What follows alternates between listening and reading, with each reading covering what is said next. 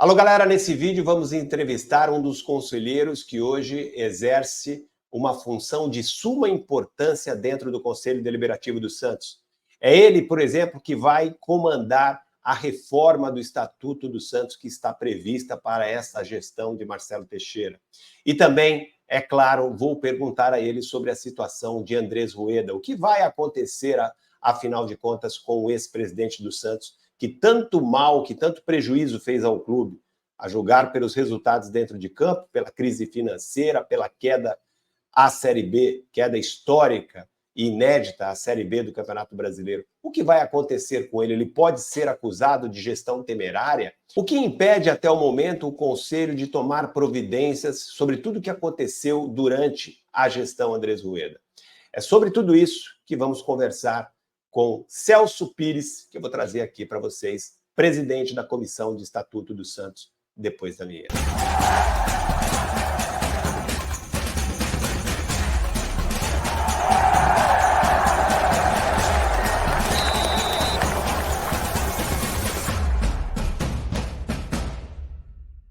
É isso aí, galera. Peço primeiro para você deixar aquele like que ajuda demais o canal. Se você não estiver inscrito ainda, está esperando o quê? Se inscreva no canal, rumo aos 35 mil inscritos.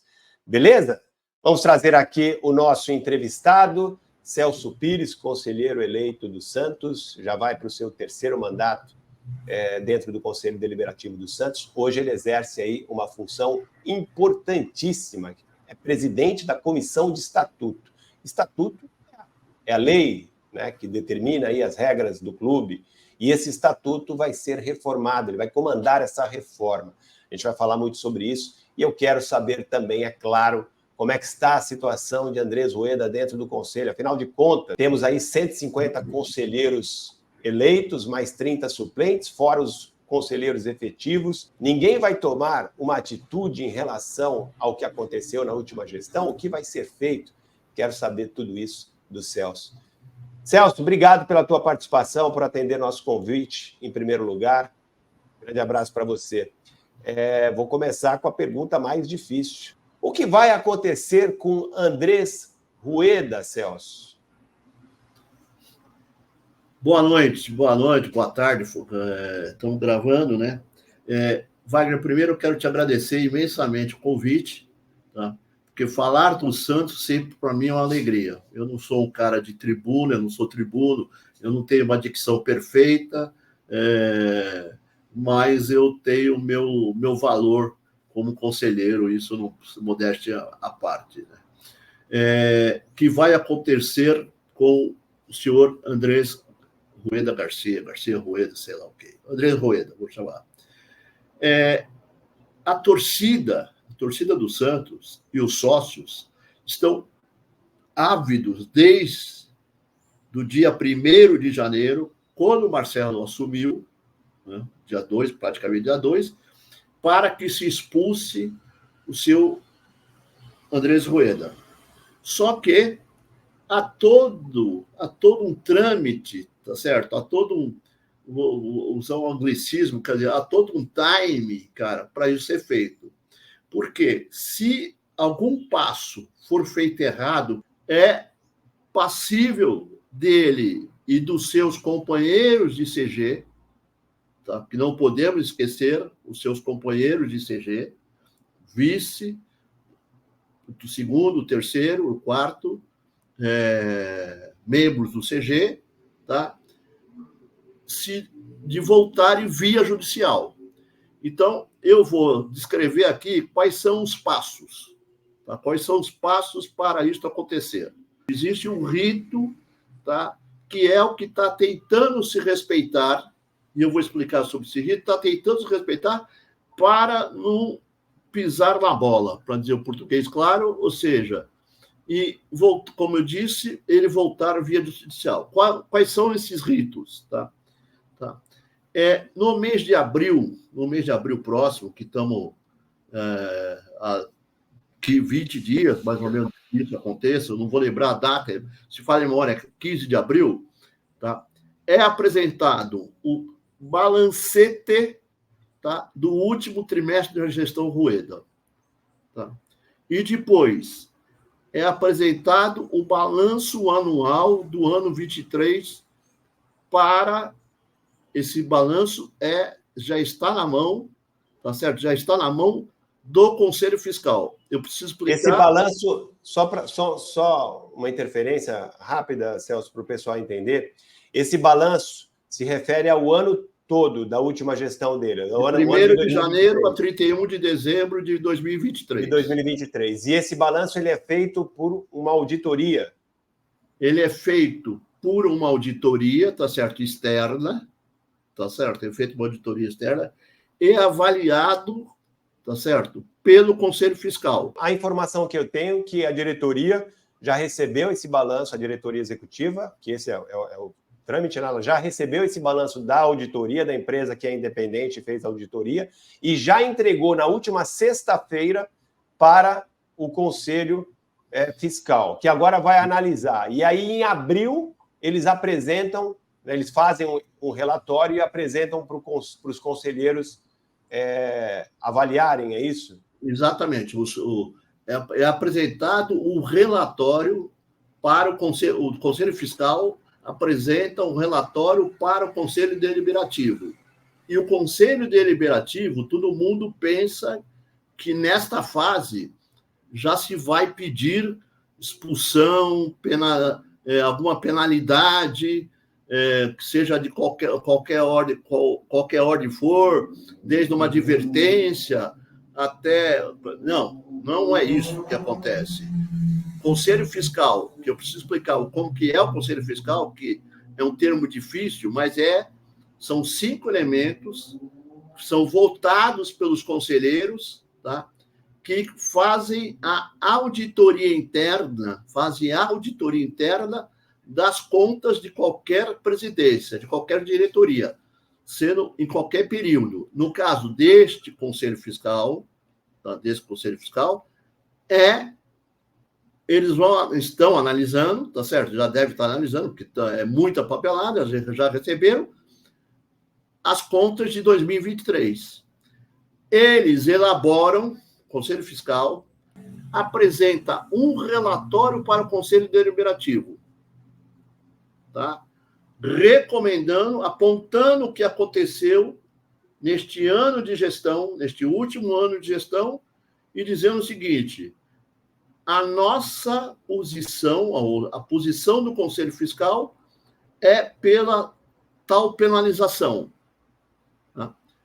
Os conselheiros eleitos efetivos honorários, tá? Votam a favor, aprovam ou desaprovam o relatório. Se o Conselho Deliberativo, através dos seus conselheiros, aprovarem este relatório, tá? Este relatório segue para a mesa e a mesa encaminha para a Comissão de Inquérito e Sindicância. Se o Conselho Deliberativo reprova, que eu acho muito difícil, tá? Mas existe a possibilidade, se o Conselho reprova, o Conselho Fiscal tem o dever e o direito de refazer o seu relatório, confirmando ou modificando esse relatório. E a mesa tem um prazo limite, um prazo curto, de colocar numa reunião extraordinária novamente. Tá? Então, isso. Aí o que acontece neste período, vamos chamar assim? Tá? A Comissão de Inquérito e Sindicância, como o próprio nome dela, tá certo? Ela vai inquirir os envolvidos, e vai fazer a sindicância, tá? Chamando os envolvidos, no caso, os ex-membros do CG, tá certo? Que são os responsáveis, tá? Para ter o direito de resposta e o direito de se defender. É extremamente democrático, tá? E após esta fase, que não é rápida, tá? Não é rápida, porque envolve chamar via carta, o cara ignorar a carta, Brasil, coisas de Brasil, tá certo? Tá? Tem todo o trâmite de tempo aí, tá? Tem o trâmite, até que eles são chamados, né, para depor, vamos chamar assim, para dar o seu depoimento, que ele fez isso por causa disso, que não fez isso por causa daquilo. E aí, isso tem que ser feito de forma presencial. As pessoas que serão aí, se for o caso, convocadas a dar explicações, o próprio ex-presidente Andrés Rueda, ou alguém do seu conselho gestor, o vice, José Carlos de Oliveira, eles serão convocados e eles têm que ir dar explicações de forma presencial no conselho? É melhor que ele dá para o conselho, para a comissão de inquérito de câncer. Mas, por exemplo, eu estou na China, certo? Tem o mesmo efeito de entrar numa plataforma qualquer dessa e dar o meu depoimento via essa plataforma, como nós estamos conversando aqui. Tá? Então, não há necessidade, na minha opinião, não há necessidade da presença física. Tá, não é obrigatório, então. O ex-presidente Andrés Rueda ou outro integrante do seu conselho gestor, né? Não tem obrigatoriedade de ir presencialmente à Vila Belmiro. Isso pode ser feito de forma online. Existe um prazo para isso ocorrer? Abril, provavelmente o conselho vai dar o seu parecer. Se aprova o relatório da comissão, comissão fiscal, comissão fiscal mesmo, conselho fiscal, né? Conselho fiscal, porque o conselho é eleito, não é escolhido, tá? E comissão de inquérito de sindicância. As comissões são escolhidas pela mesa, né? Tá. Então, a previsão é que por volta aí do meados de abril, o Conselho vá votar aí o relatório fiscal. Esse ponto, né, Wagner, esse ponto é muito importante, porque até dentro do próprio Conselho se confunde, tá certo? Que o Conselho Deliberativo vote pela expulsão, pela suspeição, pelo sei lá o que for, pelo apenamento, tá certo? Dos dirigentes anteriores. Na realidade, não é. Nós, conselheiros, aprovamos ou reprovamos o relatório. Quem apena é a comissão de inquérito de câncer. Vamos dar um exemplo aqui, porque hoje podemos falar que ele foi impeachmentado. As tais compras de lingerie, tá, do Pérez. Isto apareceu no relatório do Conselho Fiscal, tá certo? E foi caminhando para cair, seguiu o rito para cair na comissão de inquérito de câncer. E aí a comissão de inquérito e sindicância decidiu por apená-lo com expulsão, né?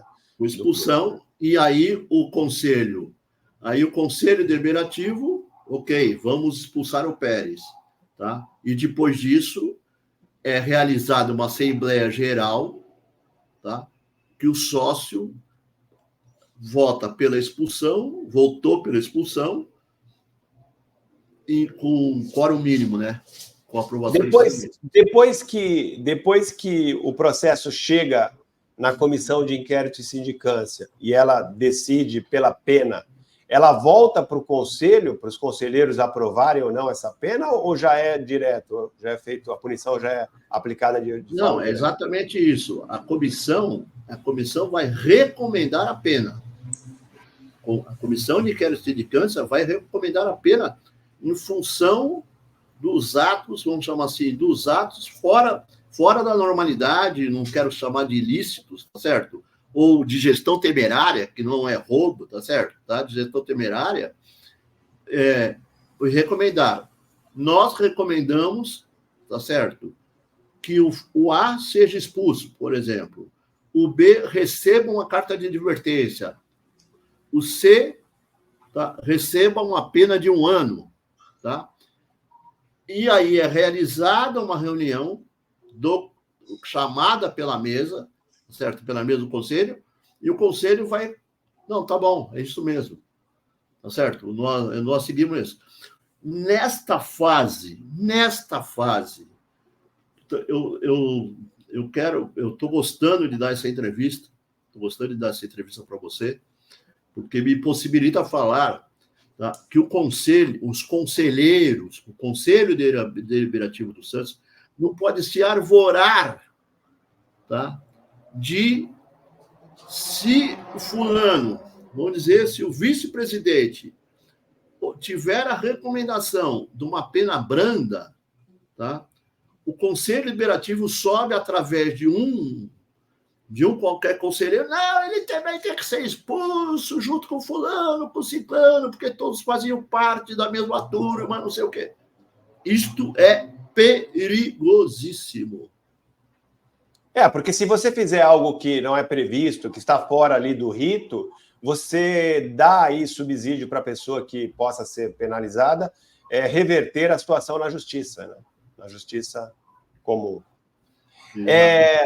Quanto tempo dura aí? Você imagina que essa situação aí do Andrés Rueda, né? Torcedor está querendo a expulsão. Eu sei, daqui a pouco eu vou perguntar para você qual que é o sentimento aí, qual é o clima dentro do conselho, se a maioria quer a expulsão, se a maioria não quer. Vou perguntar isso para você, você vai me responder isso daqui a pouco. Mas qual é o prazo estimado para que tudo isso se resolva? Na minha ideia, tá certo? O que eu tenho de Trump, isto acontecerá no segundo semestre. No segundo semestre, entendi. E só para ficar claro, a gestão Andrés Rueda só vai poder sofrer alguma punição pelo último ano, né? Os 2 primeiros já passaram, já teve aprovação do conselho anterior, é só pelo último ano. Só por atos cometidos, se for o caso, nesse ano de 2023, que foi o último ano da gestão Andrés Rueda. Agora, a pergunta mais importante... Eu só tenho assim, a comissão de querosindicância hoje é formada por pessoas, cara, extremamente competentes, lideradas pelo doutor Oswaldo Magalhães, desembargador de justiça.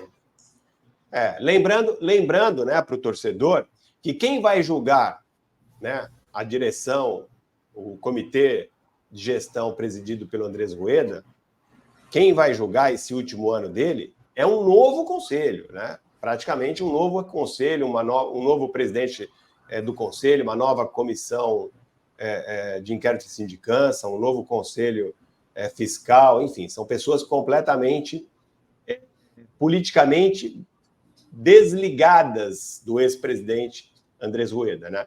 Se antes ele tinha todo o conselho ali na sua mão, desta vez, quem vai fazer esse julgamento do último ano da gestão dele é um conselho completamente distinto politicamente do ex-presidente Andrés Rueda. Diga, Celso. O conselho deliberativo, ele é o termômetro do que nós escutamos, do que nós lemos, tá certo? Do que acontece no dia a dia, tá? Se eu encontro um sócio amigo meu, ele fala, como que vocês não expulsaram esse cara ainda, tá certo? Então, em cima do que você está falando, vou te pedir para você responder. Qual é o clima hoje dentro do Conselho Deliberativo do Santos? Entre as pessoas que vão decidir aí o futuro, né, de Andrés Rueda e seu conselho gestor. Qual é o clima? Favorável à expulsão? Favorável a passar o pano? Qual é o clima hoje, Celso? Não. Eu não poderia afirmar para você que é de expulsão, mas eu poderia afirmar para você que é de pena grave no mínimo. Tá certo? De pena grave no mínimo. Porque, independentemente do conselho hoje, seu conselho como chapa única do Marcelo, né, entra pela chapa 5, né, pela chapa 5 do Marcelo, todo mundo está com aquele sentimento de ira, de raiva do rebaixamento. Então, quer dizer, todo mundo hoje, né, estou falando agora como corneta, tá? Torcedor. Tirei a minha camisa, minha posição, tá certo? Estou falando como torcedor. E tá todo mundo querendo, ou seja, a grande parte tá querendo que a pena seja a pena máxima, né? Quase a pena máxima. Não podemos esquecer... A pena máxima seria expulsão. Seria expulsão. Não podemos esquecer, Wagner, que o Rueda tinha o seu CG. Sim. Tá certo? Tinha o seu CG. O CG, no mínimo, assinava, tá certo? Assinava as coisas em reuniões, as atas estão lá, as atas estão dentro dos arquivos do conselho, as atas estão lá, e o conselho, o membro do comitê de gestão A votou pela contratação de Chiquinho da Silva, o outro votou pelo Joãozinho contra a contratação. Isso tudo na totalidade, em sua unanimidade, votou pela contratação do Paulo Roberto Falcão. Cara. Então, isso tudo está em ata. Sim. Tá certo? Há situações que certos membros do comitê de gestão, tá, se abstiveram. Não, me abstenho. Tá certo? Porque possivelmente estivesse vendo que o barco estava dando água, né? Então, não. Mas aí entra uma outra. Só para ficar claro outra coisa, a expulsão, uma penalização de expulsão do clube, o cara deixa de ser sócio, deixa de ser conselheiro, perde tudo, ela só é causada por algo que se identifique ali pelo relatório do Conselho Fiscal e depois se confirme pela Comissão de Inquérito e Sindicância, por alguma infração grave, ou simplesmente uma decisão por incompetência, algo, sabe? Como você pagar aí 2 milhões de salários para o jogador Joãozinho, que é reserva, um exemplo. Isso não é desonestidade. Né? É uma decisão. Isso é suficiente para provocar a incompetência.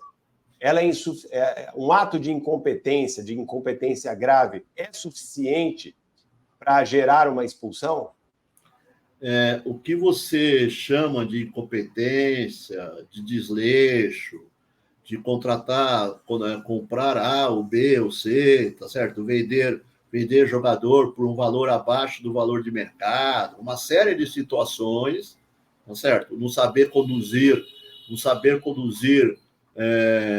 a posse dos meninos da vida do centro, isso tudo, ou seja, porque não é só contratação, ou seja, isso tecnicamente é chamado de gestão temerária. Não há dolo de roubo, tá certo? Não necessita haver, isso precisa ficar bem claro, tá certo? Ficar bem claro. Não há necessidade de comprovação de roubo. Eu conheço o seu Andrés Rueda há muitos anos, e nunca soube, eu acho que nunca saberei, que ele se apropriou de R$1 do Santos Futebol Clube. Tá certo. Então, para ficar bem claro, né? O sujeito, para ser expulso, não precisa ser ladrão. Basta ser incompetente e ter causado, por sua incompetência, prejuízos importantes ao clube. Celso, para a gente encerrar aqui a nossa entrevista, você é presidente da Comissão de Estatuto e você está encarregado de promover, né, uma mudança no Estatuto, certo? Eu falo bastante aqui no meu canal, sempre falei, que o Estatuto do Santos e dos clubes em geral, eles são fracos, porque eles não protegem o clube, eles permitem que gestões como a de Andrés Rueda, José Carlos Pérez, Modesto Roma, aí a minha opinião, tá? Eu estou dando a minha opinião. Para mim, todas, Odílio, Luiz Álvaro, e até a do Marcelo Teixeira, no início da sua segunda gestão, cometeu muitos erros graves, né, de contratações sem dinheiro, enfim. Isso, o torcedor está cansado, né? Não aguenta mais presidente que faz e acontece, comete um monte de bobagem, ou por fanatismo, ou por, né, má intenção, aí não dá para a gente, né, a gente não tem provas dessas coisas, mas, enfim, cometem um monte de bobagem e o prejuízo fica aí para o clube. Eles vão embora, chega outro, comete a mesma coisa, os mesmos erros, vão embora, e assim vai. Assim tem sido a vida do Santos. E o estatuto que deveria, né, que é a lei geral do clube, que deveria proteger, criar aí mecanismos para impedir esse tipo de coisa, na minha opinião, pela minha experiência aí de cobertura do Santos nesses últimos 20, 30 anos, na minha opinião, não serve para nada. Então, eu quero saber de você agora, Celso, essa reforma que você está incumbido aí de chefiar do Estatuto. Primeiro, eu queria que você falasse o que se planeja fazer e se ela, de fato, vai mudar esse estado de coisas, se vai passar a proteger o clube, impedir que atos irresponsáveis de gestão temerária ou atos mais graves continuem acontecendo. Bom, vamos lá. Primeiro, que eu devo sempre falar no primeiro pronome do plural, porque a comissão é formada por 5 pessoas, tá certo? Eu sou o presidente, o Sion Neto é o relator, tá? A Débora Vaz é membro, tá? O Leandro Matsumoto é outro membro e o Alan Lennon, o Alan Borges, é o 5º elemento da comissão. A comissão trabalha em consonância e sempre sob efeito democrático. O que nós estamos... Eu vou ser um pouco prolixo, não tenho jeito de não ser. Tá? O que nós estamos fazendo hoje, tá certo? Nas mudanças que nós vamos propor para o Conselho Deliberativo, tá? Nós estamos dividindo, tá, esses temas que você está levantando por blocos. Tá? Nós acabamos de fechar o primeiro bloco, tá? Que é a mudança que nós recomendamos em votação interna, de configuração interna, do fim do comitê de gestão e de 2 ou 3 possibilidades do organograma. Tá? Esse organograma vai passar pela presidência do Conselho Deliberativo, da qual nós temos no reportar, e depois, em reuniões informais com os conselheiros, o grupo de conselheiros, dizer, o que vocês acham? Isso ou não isso? Assim como vamos mostrar isso também para a diretoria executiva do Santos. Então, ou seja, a primeira mudança proposta por vocês é o fim do Conselho Gestor, voltando ao sistema presidencialista puro. Exatamente. Quer dizer, a primeira proposta, mas nós não podemos fazer a cada item que nós queremos, a cada capítulo que nós queremos mudar no Conselho, no Estatuto, me desculpe, no Estatuto, a gente promover uma Assembleia Geral extraordinária. O sócio aprovou isso, tá bom? Não. Então, quer dizer, nós vamos fazer um escopo, tá? Para quando chegar no prazo limite que nós assumimos, tá? Os conselheiros eleitos ou efetivos ou honorários, eu não achei legal isso que vocês colocaram. Cara, isso aqui foi tudo discutido antes. Meu. Outra coisa, o Profut e a SAF, que tem que estar no Estatuto, da possibilidade, ela tem que ter um capítulo, cara, um capítulo específico, só para ela. Porque esse estatuto, do jeito que está, cara, vai e vem, até nós que estamos elaborando o novo estatuto, tá? Temos dificuldade para entender. E outra, né, é que nós temos assessoria, quando chegar nessa fase, nós vamos ter assessoria externa de advogados com especialidade, embora nós tenhamos 2 advogados extremamente competentes na comissão, que é o Leandro Matsumoto e que é o Vidal Sion Neto. Entendi. Importante, né? Entre as mudanças previstas por vocês, propostas por vocês, está aí o fim do Conselho Gestor. Agora, respondendo a minha pergunta diretamente, vocês vão criar regras para... Dá para você me dar um exemplo, por exemplo? Vai. O Santos contratou um jogador aí para ganhar R$1 milhão, que não se sabe exatamente muita coisa sobre ele. Vou cometer uma inconfidência. Tá certo? Pegar o exemplo do Morelos, né, que foi contratado aí por R$900 mil. Vou cometer... Até o momento, né, o futebol dele, a grana que ele ganha, né, ou deveria ganhar nesse momento, reduzir o salário dele, mas volta a ganhar 900 a partir do ano que vem. Enfim, nem como esse, de contratações merece, né? absurdas. Nem 450 ou 350 ele merece, na minha opinião. Né? Pode fazer 10 gols daqui para frente e fazer o gol do título nosso, mas para mim não continua. Eu não vou nem entrar nesse mérito, eu só usei como exemplo, mas esse tipo de coisa, contratações absurdas, salários absurdos, você vê que não encaixa. Eu não sou contra um jogador ganhar R$1 milhão. Se ele gerar, né, 10 vezes mais ao clube do que ele ganha, tá ótimo. Né? Se o Morelos tivesse vindo em setembro, como ele veio, tivesse ajudado o Santos a escapar do rebaixamento, seria maravilhoso. Ele teria dado lucro para o Santos, os 900 seriam baratos. O problema é que ele veio sem condição de jogar, né?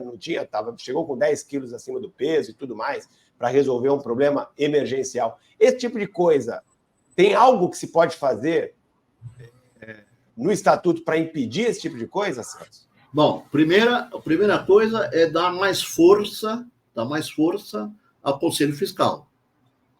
Tá certo? Que se dê mais força ao Conselho Fiscal. Segundo, é que o Conselho Consultivo, que é uma coisa que pouco se fala, tá certo? Tá? Seja mais ativo e seja cobrado, porque o Conselho Consultivo é formado por ex-presidentes do clube e ex-presidentes do Conselho Deliberativo. Então, eles têm uma responsabilidade enorme. Tá certo? E o terceiro ponto, agora eu vou cometer uma inconfidência, isso é furo de reportagem para Vossa Excelência, tá certo? Opa. Tá? Nós estamos com ideia, mas isso ainda vai ser discutido, estou falando uma ideia, de criar um compliance que fique subordinado ao Conselho de Administração. Isso é uma ideia. Quer dizer, nós precisamos ganhar etapas, né? Ou seja, refazer tudo aqui. O que seria esse Conselho de Administração? O Conselho de Administração seria formado por notáveis, santistas notáveis, como megas empresários, com pessoas de uma relevância na cidade ou uma relevância no próprio país, tá? Que formariam o Conselho de Administração, tá? Como acontece em empresas, nas empresas, na governança de empresa. Embaixo, ou seja, no guarda-chuva desse Conselho de Administração, estaria o compliance. Então, se o compliance... Eu falo, que absurdo, cara, pagar o que se pagou por esse jogador. Aí sobe até chegar na presidência, a presidente da diretoria vai ter que se justificar. Tá? Agora, uma ideia... Isso antes do negócio ser fechado. Possivelmente... Porque também não adianta fechar o contrato do jogador... O compliance, quer dizer, o compliance apura erros, tá certo? O compliance apura erro, né? Erro. Agora, o Conselho de Administração, no nosso modo de entender, tá certo? E o Conselho de Administração, no caso, não precisa ser conselheiro do Conselho Deliberativo, não precisa ser conselheiro eleito, pode até ser, tá certo? Mas caras com conhecimento, tanto profissional ou empresarial, tá? Para falar, desculpe, isso aí é um grande risco, tá? Tá se fazendo uma situação dessa. Última questão, vocês pensam em algo como, por exemplo, desburocratizar ou acelerar o processo de impedimento de um presidente, por exemplo? Nós não chegamos nesse ponto, tá? Nós não chegamos nesse ponto. Mas é uma tarefa do Conselho Deliberativo, isso que nós vamos chegar nesse ponto. Ô, Celso, muito obrigado, cara, pela sua participação. Desejo muito boa sorte a você. É um desafio enorme que você tem pela frente aí, tanto nessa sua responsabilidade de reformar o Estatuto dos Santos, torná-lo mais moderno, né, mais eficaz, e também nessa missão aí, como conselheiro, né, que você é também, de decidir sobre o futuro da última gestão, que realmente foi um fracasso total e absoluto. Obrigado, meu querido. Obrigado a você, tá certo? Nós temos que ter sorte, ajuda do Criador, tá certo? E a última é trabalho pra cacete, cara, porque reformar um estatuto com 90 artigos, cara, mais de 90 artigos e no prazo que nós assumimos, precisa muito trabalho, cara. Muito, muito. Com certeza. Eu desejo toda a sorte do mundo para vocês, porque o Santos merece, né? O Santos merece muito mais. Valeu, Celso. Obrigado, querido. Grande abraço. Obrigado. Um abraço. Tchau. É isso aí, gente. Esse foi Celso Pires, presidente da Comissão de Estatuto do Santos, que tem aí essa responsabilidade enorme, né, de reformar o Estatuto do Santos. Deu uma informação importante, hein?